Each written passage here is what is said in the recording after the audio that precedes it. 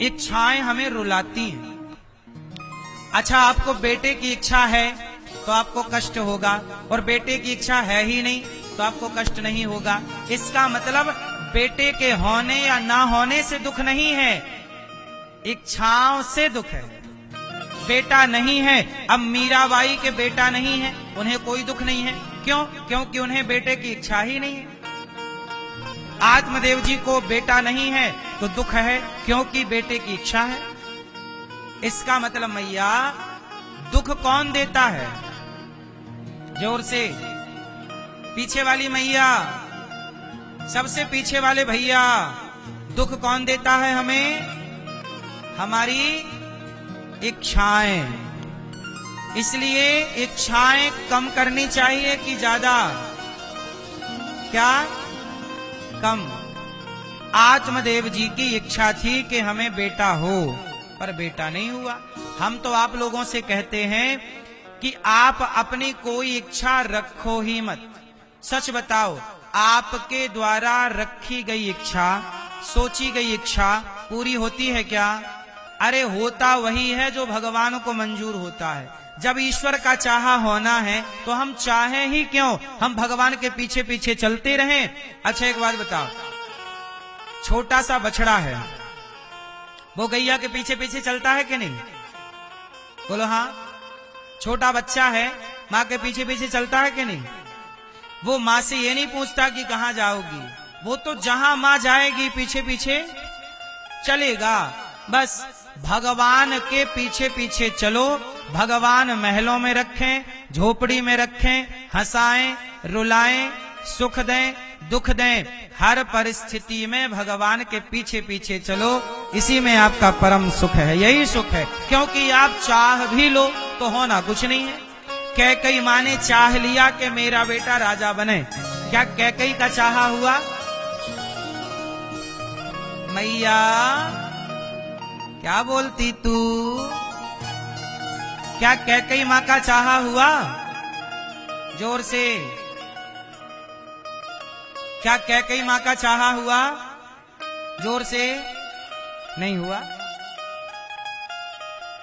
कैकई माँ वो हैं जिन्होंने राम को अपना दूध पिलाया है। कैकई माँ ने राम को दूध पिलाया कि नहीं? कैकई माँ ने राम की तेल मालिश की कि नहीं? कैकई माँ की गोद में राम जी पले हैं। कैकई माँ का दूध पिया है राम जी ने। कैकई माँ के साथ राम जी सोए हैं। जैसे छोटा बच्चा आपके संग सोता है, ऐसे कैकई माँ के संग राम जी सो जाते थे। बड़ा लाड़, बड़ा प्यार। जरा सोचो कि जिन राम को दूध पिलाई माँ कैकई, उन कैकई की इच्छा पूरी नहीं हुई। हुई? कैकई माँ की इच्छा है कि मेरा बेटा भरत क्या बनेगा? राजा। कैकई माँ की इच्छा पूरी हुई? छोड़ो, क्या दशरथ जी की इच्छा पूरी हुई? मेरा राम राजा बनेगा। क्या राम जी दशरथ जी के जीते जी दशरथ जी की इच्छा पूरी हुई? ना तो कैकई माँ की इच्छा पूरी हुई, ना तो दशरथ जी की इच्छा। जब राम के माता पिता की इच्छा पूरी नहीं हुई, क्यों? क्योंकि जो मंजूर है, जो ईश्वर का प्लान है वही ना होगा, आपका सोचा नहीं होगा। मन चाही नहीं होता है, प्रभु चाही तत्काल। हमारा आपका चाहा नहीं होता, भगवान का चाहा होता है। इसलिए कहता हूं कि मेरी और आपकी अपनी चाह को शून्य कर दीजिए, अपनी चाह को जीरो कर दीजिए और भगवान की चाह में अपनी चाह मिला दीजिए, तो नई राह प्राप्त हो जाएगी आपको। ईश्वर की चाह में अपनी चाह, मेरी अपनी कोई चाह नहीं है। मैं कहाँ जाऊंगा, मेरी कोई चाह नहीं, मेरी कोई इच्छा नहीं। जहां राम ले जाएंगे वहां ऐसे साधु संत यही कहते हैं, प्रभु जी, हे साधु जी, आज क्या खाओगे? अपने राम वही खा लेंगे जो राम जी खवाएंगे। कहाँ जाओगे साधु जी? अपने राम वहीं जाएंगे जहां राम जी ले जाए। ये साधुओं की भाषा है। मुझे बचपन में अयोध्या जी में संतों के चरणों में रहने का मौका मिला। मैंने संतों की हर दिनचर्या को देखा है, करीब से देखा है। संतों के वार्ता को देखा है, संतों के आपसी वार्ता को सुना है। कहाँ जाओ, आज क्या खाओगे? जो राम जी खिलाए। मतलब उनकी अपनी कोई कामना नहीं है कि हम क्या खाएंगे, कहाँ जाएंगे? जहां राम जी ले जाएं, जहां राम जी सुलाएं, जहां राम जी रखें। हाँ, जैसे रखे राम जी रहना चाहिए। सीताराम सीताराम कहना चाहिए। जैसे रखे राम जी और हाँ,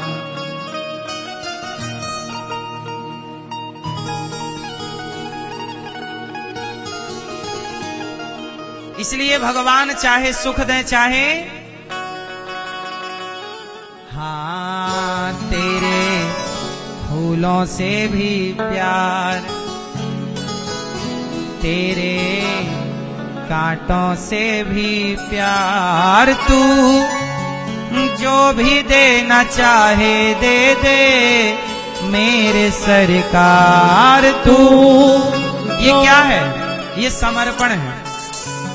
अच्छा एक बात बताओ, कैकई माँ ने अपने मन की मेरा बेटा राजा बनेगा,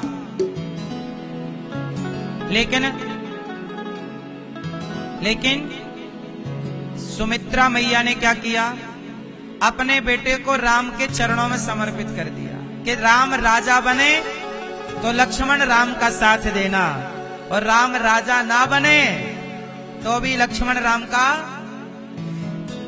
राम राजा बने तो भी लक्ष्मण संग है, और राम जी राजा नहीं बने तो भी लक्ष्मण। हर परिस्थिति, सुख या दुख, हर परिस्थिति में साथ किसका हो? जोर से, भगवान का। अर्जुन ने यही समर्पण तो किया।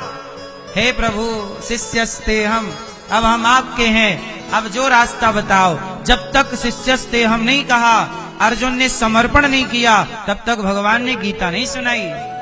समर्पण करना होगा मेरी माँ, और समर्पण के बाद फिर ये नहीं कि भगवान ने ये क्यों दिया ना। बासी रोटी खिलाएं तो खाओ, 56 भोग खिलाएं तो खाओ। समर्पण। भगवान के आश्रित रहने वाला कभी दुखी नहीं हो सकता। अच्छा एक बात बताओ, विभीषण राम से पहले किसके आश्रित थे? जोर से। हाँ, विभीषण राम से पहले रावण के आश्रित थे, और जब तक विभीषण रावण के आश्रित थे तब तक विभीषण एक छोटी सी घास की कुटिया में रहा करते थे। लेकिन जैसे ही राम के आश्रित हुए तो लंका का राजा बना के बिठा दिया। यह है आश्रय। किसके आश्रय रहोगे? किसके आश्रित रहोगे? जगत के आश्रित क्यों रहना है? जगन्नाथ के आश्रित रहो, भगवान के आश्रित रहो। सुग्रीव जब तक औरों के आश्रित थे तब तक मारे मारे फिर रहे थे। सुग्रीव भाई मार रहा पकड़ पकड़ के, और जब राम के आश्रित हुए तो राम ने किष्किंधा का राजा बना दिया। भगवान कहते हैं मेरे आश्रित बनो तो सही, मैं तुम्हें राजा ही बनाऊंगा। आप भी किसके आश्रित हो जाएं? मैया अब किसके आश्रित हो? हमारे भारत में लोग क्या कहते हैं? अरे महाराज बेटा हो जाए तो बेटा पानी देगा, बेटा रोटी देगा। आप लोग ना बेटों के आश्रित रहते हो। बेटा पैदा ही इसलिए करते हैं यहाँ के लोग, यहाँ मतलब भारतीय विचारधारा ये है कि बेटा पैदा इसलिए किया कि बेटा बुढ़ापे में पानी देगा। किसके आश्रित रहना है? भगवान करें आपके 4 नहीं 10 बच्चे हों, भगवान करे आपके 10 बेटे हों, लेकिन फिर भी बेटों में आश्रित ना रहना। अच्छे बेटे हैं आपके, फिर भी आश्रित ना रहना। बेटों को पढ़ा लिखा के योग्य बना दो, और आश्रित तो भगवान के ही रहना। प्रभु हम आपके हैं, हम बच्चों के नहीं बनना चाहते। बच्चों के, अब कुछ लोग कहते हैं बेटा हमारा सेवा करेगा, कुछ लोग रोते हैं कि बेटा नहीं हुआ। एक आदमी रो रहा कि महाराज जी बेटा नहीं हुआ। मैंने कहा बेटा क्यों चाहिए आपको? बोले बेटा इसलिए चाहिए कि बुढ़ापे में हम जब मरेंगे तो आग कौन लगाएगा। हमने कहा बेटा आग, आजकल मशीनें आ गई हैं, आग वाग लगाने की जरूरत ही नहीं है। अब कहाँ बेटों की जरूरत पड़ती है। और आग लगाने वालों की कमी है क्या? तो मरो तो सही, आग लगाने वाले ढेर हैं। कमी है आग लगाने वालों की। फिर इसलिए बेटा इसलिए नहीं पाया जाता कि बेटा आग लगाएगा, बेटा हमारा कल्याण करेगा। बेटा कल्याण नहीं करता, आपका भजन, आपकी भक्ति आपका कल्याण करती है। मीरा के बेटे ने मीरा का कल्याण नहीं किया, मीरा के प्रेम ने, भगवान के चरणों में प्रेम ने उनका कल्याण कर दिया। आपका प्रेम भगवान में होगा तो कल्याण यूं ही हो जाएगा, बेटों की जरूरत नहीं पड़ेगी। जिनके बेटे हैं, बेटों से कल्याण होता तो बेटा पैदा करो, बस हो गई बात, कल्याण हो गया। नहीं, बेटों के बाद भी कल्याण नहीं होता। अजामिल के 10 बेटे थे, पर कल्याण बेटे से नहीं हुआ। आखिरी में जब नाम भगवान का पुकारा तो कल्याण हुआ। दूरे क्रीडन का सक्तम पुत्रम नारायणा वयम प्लावितेन स्वरेणोच्चैराजुहावा जितेंद्रिया। बेटों से कल्याण किसी का नहीं हुआ, सबका कल्याण भगवान से हुआ। हाँ, इतना है कि अजामिल के बेटे का नाम नारायण था, तो मरते समय बेटे को पुकारा पर नारायण नाम निकल आया तो कल्याण हो गया। पर बेटे से कल्याण तो नहीं हुआ, कल्याण तो भगवान के नाम से ही हुआ। तो कहने का अर्थ ये है कि तुम्हारे बेटे 10 भी होंगे तो कल्याण बेटों से ना होगा। जब भी कल्याण होगा तो भगवान के भजन से ही तुम्हारा कल्याण होगा, भगवत प्रेम से ही कल्याण होगा। इसलिए कल्याण करना है तो नाम जप करो, सत्संग करो और प्रेम से धाम का वास करो। बेटा बेटी का जिम्मेदारी, अब ये नहीं कि बेटों को छोड़ के आप आ जाओ, नहीं, बेटों के संग रहो। हमारे सनातन ने कितनी अच्छी व्यवस्था बनाई, 4 भागों को जीवन में डिवाइड कर दिया, बांट दिया। 4, पहला ब्रह्मचर्य आश्रम, दूसरा गृहस्थाश्रम, तीसरा वानप्रस्थाश्रम, चौथा सन्यास। बेटा बेटी की जिम्मेदारी कब तक होती है? जब तक बेटी का विवाह ना हो। जब बेटी का विवाह हो जाए, बेटे का विवाह हो जाए, तो बेटी और बेटों का विवाह होते ही आप गृहस्थ की जिम्मेदारी से मुक्त हो गए। हो गए कि नहीं? बोलो हाँ। बेटा और बेटी का विवाह करते करते आप लोग थोड़े से बूढ़े भी हो जाते हैं और बेटी बेटों के विवाह से मुक्त हो गए। अब बचा हुआ जीवन अब पूरा भगवान को सौंप दो। पहले का जीवन आपने जिम्मेदारियों को सौंपा, जिम्मेदारियां निभाओ। बेटा बेटी का विवाह करो, पढ़ा लिखा के बच्चों को योग्य बना दो और बाकी बुढ़ापे का आखिरी जो समय है पूरा भगवान के चरणों में समर्पित कर दो। अब समस्या तो ये है कि जो समय भजन के लिए होना चाहिए, बूढ़े बूढ़े कितने लोग हैं जो एक्सपायरी डेट के हो गए फिर भी जुआ खेल रहे हैं, बूढ़े लोग ताश खेल रहे हैं। ये कोई बुढ़ापे की सार्थकता है? इससे कल्याण होगा आपका? इसलिए अपनी गति ना बिगाड़ो। क्यों मैया? अब आप लोग बूढ़ी बूढ़ी मैया हो गई हो, सवेरे जल्दी जाग जाया करो, गांव की एक प्रभात फेरी निकाला करो, 4-6 महिलाएं इकट्ठी हो जाओ, बूढ़े बूढ़े पुरुष लोग इकट्ठे हो, प्रभात फेरियां निकाला करो। श्री कृष्ण गोविंद हरे मुरारी हे नाथ नारायण वासुदेव कीर्तन। प्रभात फेरियां जानते हो कि भूल गए? क्या होती है प्रभात फेरी? सवेरे से पूरे गली मोहल्ले में कीर्तन करते हुए भ्रमण करना, ये प्रभात फेरियां करो। आजकल प्रभात फेरियां बंद हो गई। अरे प्रभात फेरियां तो छोड़ो स्वामी जी, आज के युग में मंदिरों में घंटा इलेक्ट्रिक वाले आ गए हैं, बटन दबाओ टन टन टन टन टन टन टन टन चलता रहता। क्यों? मंदिरों में घंटा बजाने वाला कोई नहीं पहुंच रहा है। शाम हो गई तो शराब की दुकान में भीड़ लग गई। शाम हो गई तो शराब की दुकान में भीड़ लग गई और मंदिर में, हाँ, मंदिर सूना सूना रहेगा, भरी रहेंगी मधुशाला, पिता के संग भरी सभा में नाचेगी घर की बाला। ऐसा कन्या दान पिता ही कन्या का धन खाएगा। रामचंद्र कह गए सिया से, ऐसा कलयुग आएगा। कैसा कलयुग? मंदिर सूना सूना रहेगा। शाम हो गई पर मंदिर में कोई घंटा बजाने वाला, और क्या भरी है?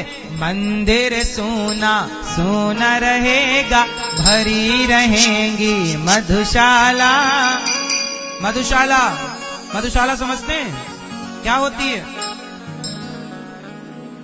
शराब की दुकान भरी है, लाइन लगी है। अच्छा, प्रयागराज में शराब होती बिकती है कि नहीं है? यहां भी शराब है। आप लोग मैया पीती हो? नहीं? अच्छा है आप लोग नहीं पीती हो। हमने सुना है कलयुग में कुछ मैयाएं भी शराब पीने लग गई हैं। ये बात सुनी है, सही है कि गलत है? आप बताओ। सही है? आपकी पड़ोसन पीती है क्या? नहीं।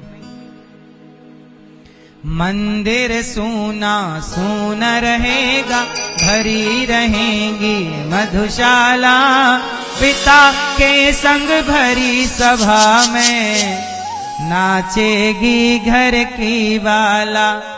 ऐसा कन्या दान पिता ही कन्या का धन खाएगा। रामचंद्र कह गए सिया से, ऐसा कलयुग आएगा। तो रामचंद्र कह गए सिया से, ऐसा कलयुग आएगा।